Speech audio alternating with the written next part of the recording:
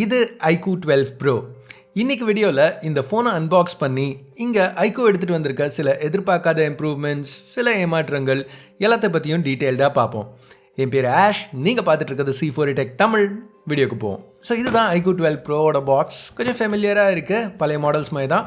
So இங்கே திருப்பியும் iQOO, BMW, மோட்டர்ஸ்போர்ட் branding இதெல்லாம் கொடுத்துருக்காங்க. ஸோ நான் இங்கே வாங்கியிருக்கிறது 1 TB SKU. ஓகே, அந்த புல் டேப் யூஸ் பண்ணி பிளாஸ்டிக்கை ரிமூவ் பண்ணுவோம். பாக்ஸ் ஓப்பன் பண்ண உடனே உள்ளே ஃபஸ்ட்டு ஃபோன் இருக்குது. இங்கே இந்த ஃபோனோட அந்த ட்ரேக்கை கூட அவங்க கொடுத்துருக்க அந்த கார்பன் ஃபைபர் பேட்டர்ன் எனக்கு ரொம்ப பிடிச்சிருந்துச்சு. நல்ல அட்டென்ஷன் டு டீட்டெயில்னு சொல்லலாம். நான் இங்கே வாங்கியிருக்கிறது ஒயிட் வேரியண்ட். iQOO இந்த ஃபோனை பிளாக் அப்புறம் ரெட் இன்னும் 2 கலர் ஆப்ஷன்ஸில் ஆஃபர் பண்ணுறாங்க. ரெட்டுக்கு ஃபால் லெதர் பேக் இருக்குது, ஒயிட் பிளாக் ரெண்டுமே கிளாஸ் பேக். ஸோ நான் யூஸ் பண்ணிட்டு இருக்க ஒயிட் பேக் இதை லெஜெண்ட் எடிஷன்னு சொல்லுவாங்க. ஸோ இதில் கிளாஸ் பேக்குக்கு ஒரு எனாமல் கோட்டிங் கொடுத்துருக்காங்க. ஸோ கிட்டத்தட்ட ஒரு செராமிக் ஃபீல் இருக்குன்னு சொல்லலாம். அஃப்கோர்ஸ் கிளாஸுங்கிறதுனால கிரிப் ரொம்பலாம் கிடையாது. ஆனால் இங்கே ஆன்டி ஃபிங்கர் பிரிண்ட் கோட்டிங் நல்லா பண்ணியிருக்காங்க. At least out of the box use பண்ணையில் ஃபிங்கர் பிரிண்ட் ஸ்மட்சஸ் ஈஸியாக பிக்கப் ஆகல. இங்கே இன்னொரு யூனிக்கான விஷயம் என்னென்னா, அந்த லைட் ரிஃப்ளெக்ஷன் கொஞ்சம் டிஃப்ரெண்ட்டாக ஹேண்டில் பண்ணியிருக்காங்க. சரி, நான் கொஞ்சம் சைட் ட்ராக் ஆகிட்டு இருக்கேன். நம்ம முதல்ல பாக்ஸை முடிப்போம். அடுத்து ஒரு சிம்ஜெக்டர் டூல் இருக்குது. அப்புறம் இந்த கார்டு, அந்த iQOO BMW கொலாபரேஷன் இண்டிகேட் பண்ணுறதுக்கு. அது போக இந்த ஒயிட் கேஸ், இது எனக்கு சுத்தமாக பிடிக்கல. பார்க்க நல்லா தான் இருக்குது. யூஸ்வலாக இன்க்ளூடட் கேசஸ் பற்றி பேசல நான் ஒரே டயலாக தான் லைட்டாக பட்டிட்டிங்கரிங் பண்ணி பேசுவேன். ஓகே, க்ரிப்பு பெட்டராக இருக்கும், ஃபோன் சின்ன சின்ன ஸ்க்ராச்சஸ் எதுவும் வராமல் பார்த்துக்கும். இப்போ அந்த டயலாக்லேயே பாதியை உருவிட்டாங்க. ஏன்னா இங்கே கேஸ் க்ரிப் சுத்தமாக ஆட் பண்ணல. இன்ஃபேக்ட் ஆக்சுவல் பேக் பேனலோட கம்பேர் பண்ணல கேஸ் இன்னும் ஸ்மூத்தாக இருக்குது. ஸோ இது ஒரு சின்ன நெகட்டிவ். அடுத்து ஒரு quick start guide, USB Type C to Type C cable, white ஆக்சன்ஸோட, ஃபைனலாக ஒரு 120 watt Vivo flash charger. So இந்த சார்ஜர் யூஸ் பண்ணி ஃபோனை 0 to 100 அரை மணி நேரத்துக்குள்ளே சார்ஜ் பண்ணலாங்கிறது விவோவோட கிளைம். கேட்க நல்லா தான் இருக்குது. பட் போன ஜென்ரேஷன் iQOO 11 Pro பார்த்தீங்கன்னா 200 வாட் சார்ஜரோட வந்துச்சு. 0 to 100 10 minutes. ஸோ இதை ஒரு விதத்தில் சின்ன ஏமாற்றம்னு சொல்லலாம். இப்போ அந்த ஃபோன் மாதிரியே இங்கேயும் iQOO 12 Proவில் 50 watts wireless, 10 watt reverse wireless charging support கொடுத்துருக்காங்க. பேட்டரி கெப்பாசிட்டி ஆக்சுவலாக இன்க்ரீஸ் பண்ணியிருக்காங்க. இந்த தடவை iQOO 12 Proவில் 5100 mAh பேட்டரி இருக்குது. சைனாவில் உள்ள கவரேஜ்லாம் பார்த்துட்டு இருந்தேன். அந்த இனிஷியல் ரிப்போர்ட்ஸ் வச்சு பார்க்கல பேட்டரி லைஃப் இதில் ரொம்ப நல்லா இருக்க மாதிரி தான் தெரியுது. ஓகே, இப்போ பேட்டரி கெப்பாசிட்டி இன்க்ரீஸ் பண்ணியிருந்தாலும் ஃபோன் ரொம்ப ஹெவியாக இல்லை. 213 கிராம் வெயிட் அண்ட் திக்னஸ் ஆக்சுவலாக கம்மியாக இருக்குது. 8.58 mm 8.9 கம்மி பண்ணியிருக்காங்க. iQOO இன்னமும் அவங்களோட ப்ரோ வெர்ஷனுக்கு கர்வ் பேனல் தான் யூஸ் பண்ணுறாங்க. இப்போ பேக்கும் எட்ஜில் கர்வ் ஆகிறதுனால அந்த 8.58 mm திக்னஸோட கூட ஃபோன் இன்னும் ஸ்லிம்மாக இருக்குது, கையில் பிடிச்சி யூஸ் பண்ணல. ப்ளஸ் யூஸ் பண்ணல ஒரு நல்ல ஹெஃப்ட் இருக்குது. இப்போ நீங்கள் பார்த்துட்டு இருக்க அந்த பேக் இதில் உள்ள கேமரா அரேயை சுற்றி ஒரு சின்ன எட்ஜ் ரிங் கொடுத்துருக்காங்க. ஸோ இந்த கேமரா அரேயை ஒரு போர்ட் ஹோல் டிசைன் அப்படின்னு சொல்கிறாங்க. ஸோ ஷிப்பு, ஃப்ளைட் இதிலலாம் உள்ள அந்த விண்டோ அந்த டிசைன்லேருந்து எடுத்துகிட்டு வந்திருக்கோன்னு. பட் எனக்கு இது பார்க்குறதுக்கு Xiaomi லோகோ மாதிரி இருக்குது. மேபி நீங்கள் பார்த்தோன்னா நோட் பண்ணாமல் இருந்திருக்கலாம். இப்போ நான் இதை காமிச்சிட்டேன். பார்க்கல எப்போவுமே உங்களுக்கு அந்த Xiaomi லோகோ தானே ஞாபகம் வரப்போகுது. என்ன நினைக்கிறீங்க? எக்ஸாக்டாக அப்படி தானே பண்ணியிருக்காங்க? கமெண்ட்ஸில் சொல்லுங்கள். ஓகே, கேமரா அரே இப்போ இன்னும் கொஞ்சம் ப்ரொட்ரூட் ஆகுது. ப்ளஸ் சென்டர்டாகவும் இல்லை. ஆனால் சைஸ் பெருசாக இருக்கிறதுனால ஒரு சர்ஃபேஸில் வச்சு யூஸ் பண்ணல வாப்லிங் ப்ராப்ளம் எதுவும் இல்லை. ஃப்ரேம் மெட்டல், லெஃப்டில் எதுவும் கிடையாது. மேலே இந்த சின்ன ஒயிட் பார் இருக்கிறது பார்க்க நல்லா இருந்துச்சு. எஸ்தெட்டிக்ஸ்னு பார்த்தா இங்கே செகண்டரி ஸ்பீக்கர், IR பிளாஸ்டர், அப்புறம் செகண்டரி நாய்ஸ் கேன்சலிங் மைக்ரோஃபோன் கொடுத்துருக்காங்க. பவர், வால்யூம் கீஸ் ரைட்டில். பாட்டமில் பார்த்தீங்கன்னா primary mic, speaker, USB Type C port, அப்புறம் ஒரு சிம் கார்ட் ட்ரே. இங்கே 2 நானோ சிம்ஸ் போட முடியும். சீலுக்கு ரப்பர் கிராமெட் கொடுத்துருக்காங்க. ஏன்னா இந்த ஃபோனுக்கு IP68 water and dust resistance rating இருக்குது. Headphone jack, micro SD support கிடையாது. ஏமாற்றம் தான், ஆனால் பெரிய ஏமாற்றம்னு சொல்ல முடியாது. ஏன்னா எந்த ஃபோன்லையுமே யாரும் கொடுக்குறதில்ல. வர வர நார்மல் ஆகிட்டே இருக்குது. பட் இங்கே எனக்கு ரொம்ப பெரிய நெகட்டிவாக பட்டது USB Type C போர்ட் இன்னும் USB 2.0 யூஸ் பண்ணியிருக்காங்க. Xiaomi கூட மாறிட்டாங்க. இங்கே என்ன USB 2.0 நெகட்டிவ். பாசிட்டிவ்னு பார்த்தீங்கன்னா உள்ள சிப்.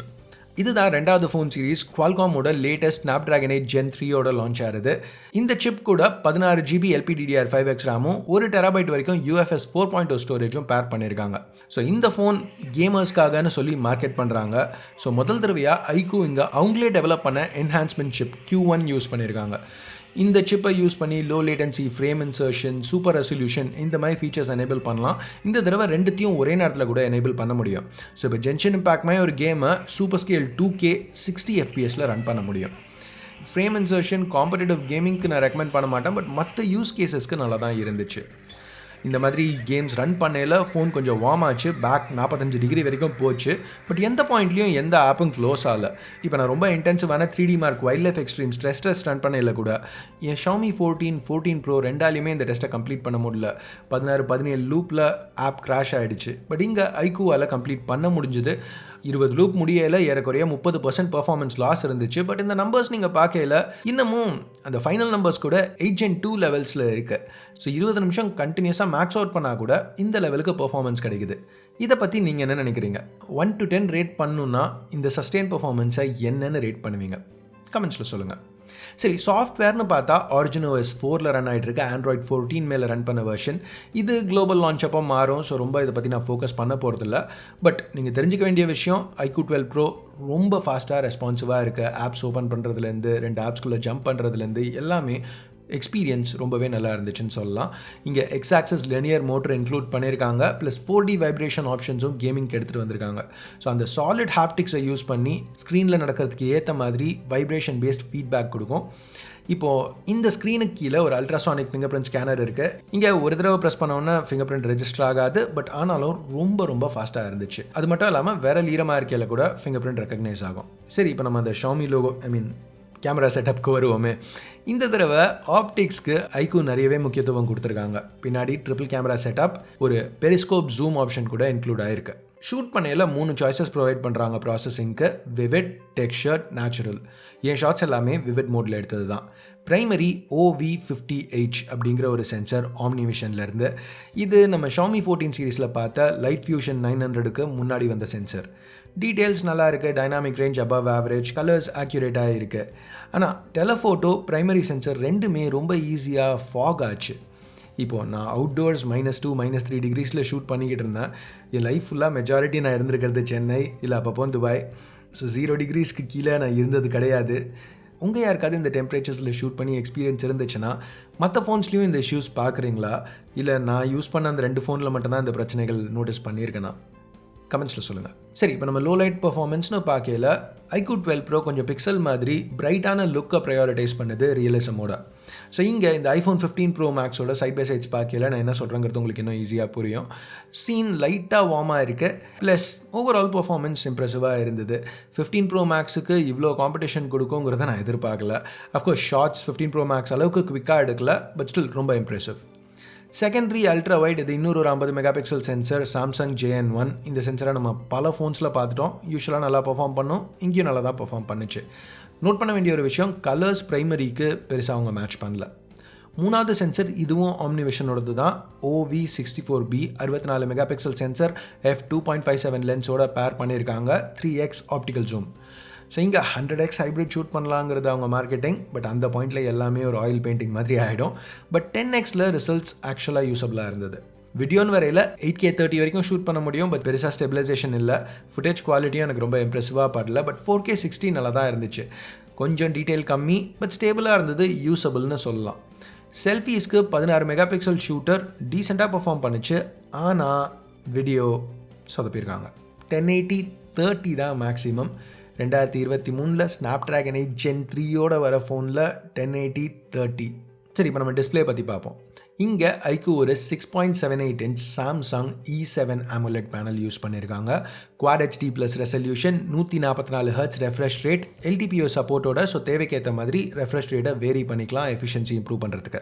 பிரைட்னஸ் பீக்னு பார்த்தீங்கன்னா மேனுவலாக 600 nits, ஆட்டோ மோடில் 1500 nits, ப்ளஸ் HDRக்கு 3000 nits வரைக்கும் போகும், Xiaomi 14 சீரிஸ் மாதிரியே. ஸோ சூப்பரான டிஸ்பிளே, ஸ்டெரியோ ஸ்பீக்கர்ஸ், நல்லா லவுடாக கிளியராக இருக்க ஸ்டெரியோ ஸ்பீக்கர்ஸ் இருக்குது. ஸோ ஓவரால் மீடியா எக்ஸ்பீரியன்ஸ் இதில் ரொம்ப நல்லா இருக்கும்னு எதிர்பார்க்குறேன்.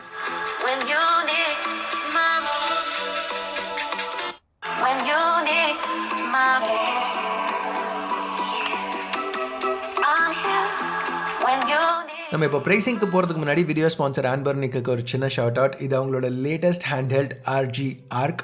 பழைய செகா கண்ட்ரோலர்ஸ் உங்களுக்கு ரொம்ப பிடிச்சிருந்துச்சுன்னா இது உங்களுக்கு கண்டிப்பாக பிடிக்கும். சர்க்குலர் D-pad ஆஃபர் பண்ணுறாங்க. 6 பட்டன் லே அவுட், ஆர்கேட் கேம்ஸ்க்கு பர்ஃபெக்டாக இருக்கும். டிஸ்பிளே நல்ல பெரிய 4 inch LCD பேனல்.